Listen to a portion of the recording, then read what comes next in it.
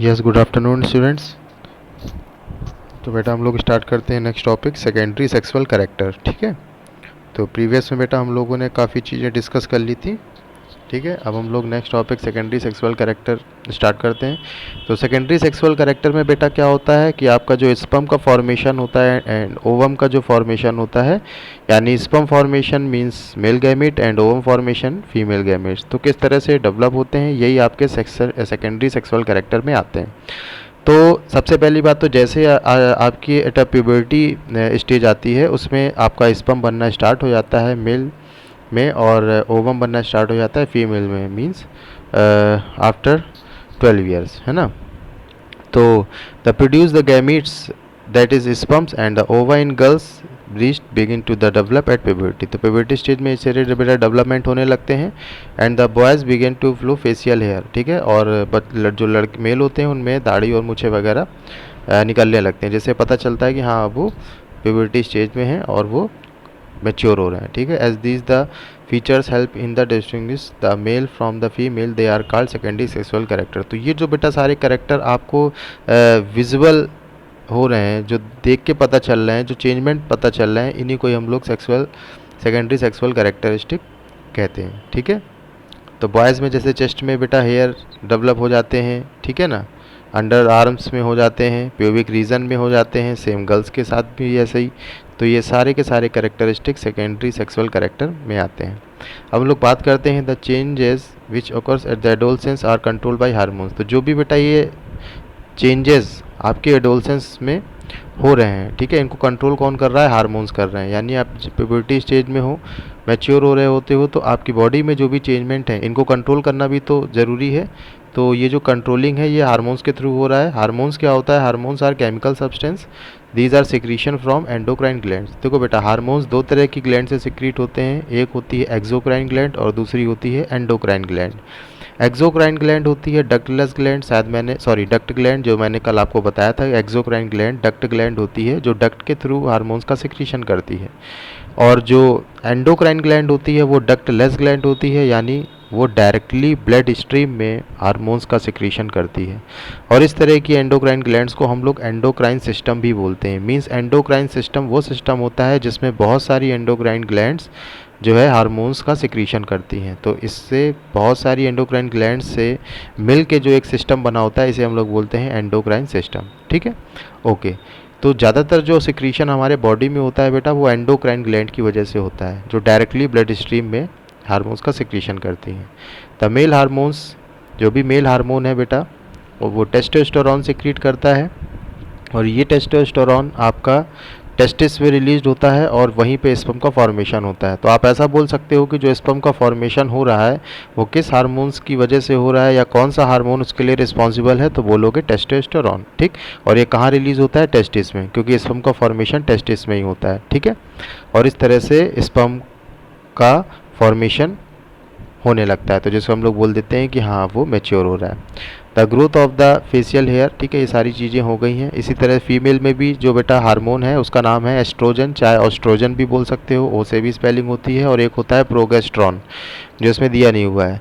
तो ये hormones female में बेटा रिलीज़ होते हैं और ओवम में डेवलप करने में हेल्प करते हैं, चाहे ओवम बोल दीजिए, एग बोल दीजिए, और इसके अलावा जो भी मिल्क प्रोडक्शन है उसमें भी वो हेल्प करते हैं ये सारे हार्मोन्स। ठीक है, और इसके अलावा बेटा एक ग्रोथ हार्मोन होता है, ठीक है, जिसे पिट्यूटरी ग्लैंड रिलीज़ करती है। ये जो पिट्यूटरी ग्लैंड है बेटा, ये हमारे हेड में होती है और मेनली ये ग्रोथ हार्मोन रिलीज़ करती है। ये जो ग्रोथ हार्मोन होता है ये हमारी बॉडी की जो हाइट हो गई, जो ग्रोथ हो गई, उसके लिए रिस्पॉन्सिबल होती है।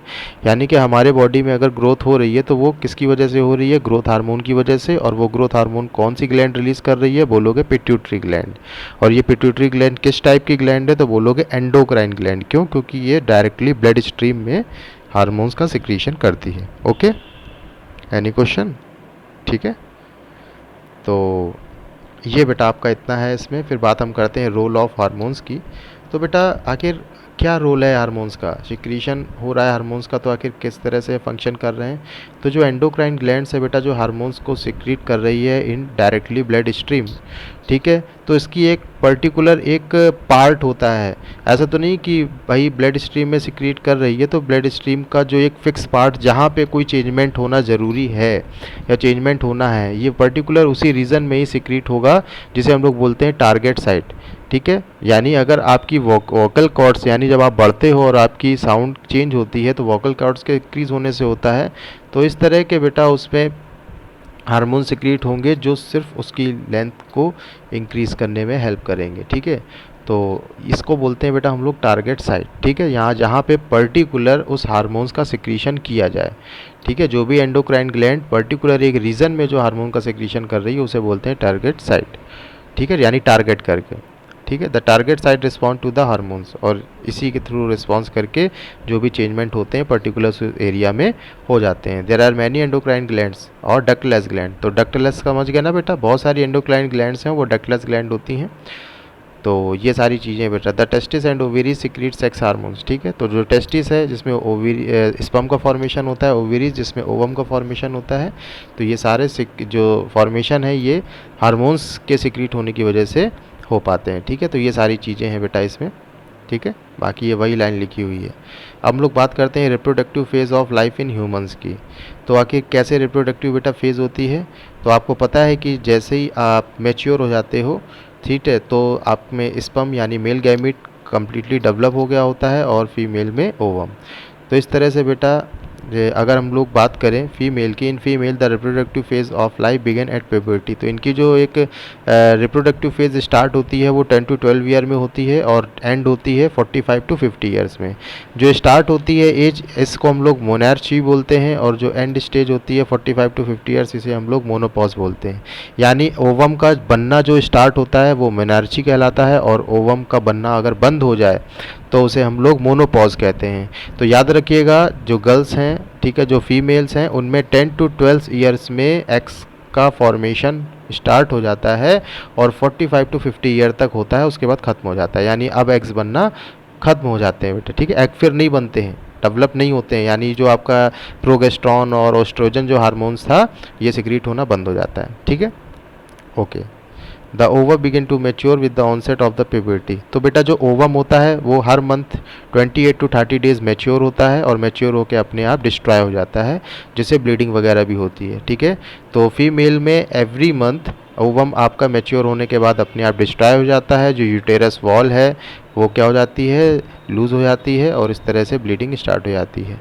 अगर बाई चांस रिप्रोडक्शन हो गया है तो रिप्रोडक्शन होने के बाद ये जो बेटा ओवम है एक बार अगर ये फ्यूज़ कर लेगा स्पर्म के साथ तो रिप्रोडक्शन हो जाएगा, और इस कंडीशन में आपका जो मेंस्ट्रुएशन साइकिल है वो रुक जाएगी, ठीक है। यानी ब्लीडिंग नहीं होगी, मेंस्ट्रुएशन साइकिल रुक जाएगी, ठीक है। इसका मतलब रिप्रोडक्शन हो गया है, स्पर्म ओवम के साथ फ्यूज़ हो गया है, ठीक है। इसको हम लोग बोलते हैं pregnancy, this the result in pregnancy, ठीक है। During this period the wall of uterus become thick, इस कंडीशन में जो वॉल होती है यूटेरस की वो थिक हो जाती है टू रिसीव द एग, क्योंकि उसने एग को रिसीव कर लिया होता है, ठीक है। In the case of fertilised and began to develop, this result in pregnancy, ठीक, ओके।